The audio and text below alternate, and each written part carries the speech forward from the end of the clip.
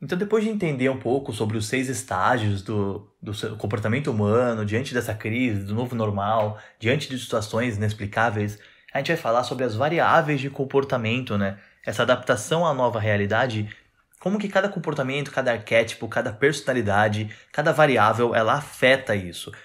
Porque essas variáveis, elas na verdade, elas moldam a velocidade de adaptação. Ou seja, cada pessoa, ela tem uma variável inicial ali com ela, que vai moldar a forma e a velocidade com a qual ela vai se adaptar àquela situação. Todo mundo pode se adaptar, como eu disse antes, é uma principal característica do ser humano é a adaptação. Porém, cada um de nós tem uma adaptação feita em alguma velocidade diferente. Por quê? Porque nós temos características culturais, comportamentais, de criação, de ambiente, de onde viemos, de como pensamos, de como a nossa família nos criou, de como nós fomos evoluindo ao longo da vida, do nosso desenvolvimento. E todas essas características, elas moldam o nosso comportamento e automaticamente moldam a velocidade de adaptação a uma mudança. Então tem gente que é muito apta a mudar, que é muito aberta à mudança, que gosta da mudança, e tem gente que é muito rígida, que é muito inflexível, que é muito estável, né, que gosta da estabilidade.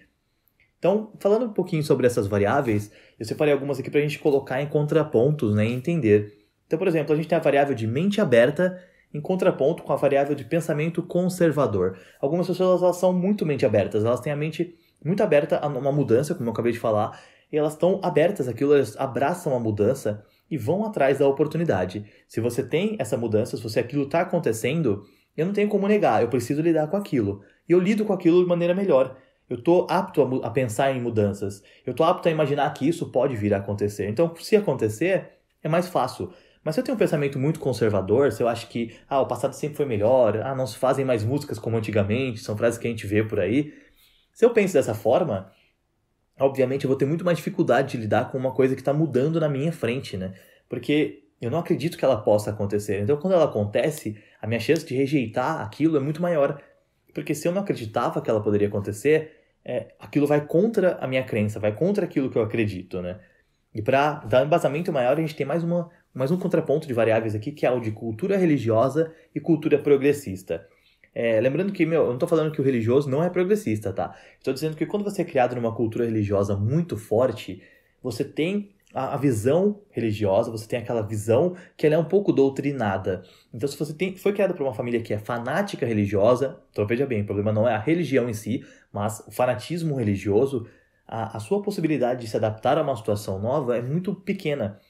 Porque você sempre vai ter uma justificativa para aquilo. E aí a gente entra naquela busca de explicação, naquela busca de culpado, e você vai sempre culpar alguém, a culpa é de quem não acredita em Deus, a culpa é daquelas pessoas que são sem fé, a culpa é, enfim, você sempre vai encontrar o culpado porque você está embasado em um fanatismo.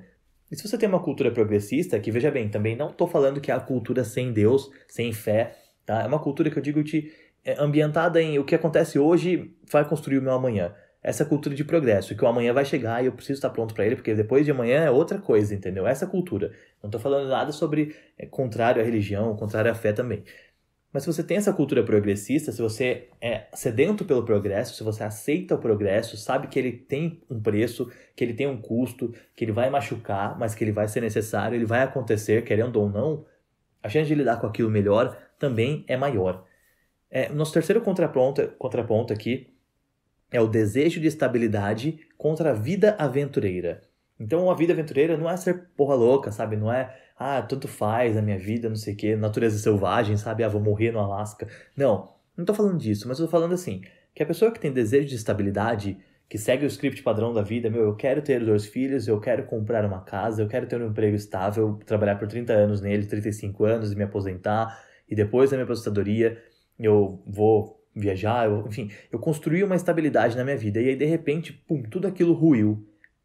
É muito mais difícil para essa pessoa se adaptar a uma nova realidade, saindo da estabilidade que ela construiu, do que para uma pessoa que já tinha vida aventureira, né, que já estava pensando assim de uma maneira instável. Instável não no sentido ruim da palavra, mas de instabilidade moderna, né? A sociedade ela é instável. As coisas acontecem o tempo todo e eu não tenho como evitar que elas aconteçam. Eu simplesmente tenho que entrar no barco e seguir. A minha única opção é estar naquele local, naquilo que está acontecendo. E se eu não tenho uma busca por estabilidade, eu sofro menos quando isso acontece. Não quer dizer que eu não sou impactado. Não quer dizer que eu sou o doido da mudança, eu vou junto com o monstro lá, não. Não quer dizer que não tem impacto, porém, eu tenho uma facilidade maior de me adaptar àquilo porque eu já estava esperando por uma estabilidade. Não uma estabilidade tão grande quanto, né, uma criatura, falando de Lovecraft aqui, ou os monstros do filme O Silêncio, uma névoa do nevoeiro, um alienígena chegando, não. Mas eu aceito melhor aquilo, eu agilizo o meu processo de adaptação porque a minha vida já era baseada em instabilidades. Então aquela é uma estabilidade de grande porte, porém é uma coisa que eu consigo me acostumar mais rápido, né? Aí a gente tem um próximo contraponto, que é ter muitas pessoas próximas ou ser um pouco lobo solitário. Lembrando que isso aqui também não é uma questão de melhor ou pior, tá? Mas uma pessoa que ela é muito apegada à família, como a gente vê no filme O Silêncio, gera uma dificuldade de adaptação porque ela tem que proteger aquela família. E se você protege muitas pessoas, isso obviamente afeta a forma como você se protege e a qualidade de proteção que você oferece a elas. Então a gente vê que a família sofre bastante naquele momento. E no nevoeiro também a gente vê que as pessoas elas ficam próximas e quanto mais próximas elas ficam, mais fáceis de ser doutrinadas elas são. Então a fanática religiosa ela tá lá desde o começo falando para eles que é arrebatamento, que é o fim do mundo, que eles precisam ouvir Deus e tudo mais, mas ninguém acredita nela. Mas conforme o desespero bate, eles vão se aproximando. Então eles se tornam a massa, né, que a gente sempre vê o pessoal falando. A massa, ela é unida, ela tem um pensamento coeso e por ser unida, ela pensa menos, tá? Ela é uma massa de manobra, né, que a gente vê o pessoal falando sempre. Quando você está muito próximo de diversas pessoas, teoricamente falando, você não está próximo de ninguém. Porque se você está dentro dessa massa, o seu pensamento ele é moldado pela massa, porque você está criando um pertencimento ali. Você precisa estar dentro daquele local, você precisa ser como eles para ser aceito. Então, se uma pessoa dali for manipulada, todos daquela massa podem ser manipulados igualmente. E se você é lobo solitário, você já tem um instinto de sobrevivência mais aguçado, porque você sabe que está sozinho, ou quase sozinho, né, com poucas pessoas por perto. E aí você está lidando melhor com aquilo.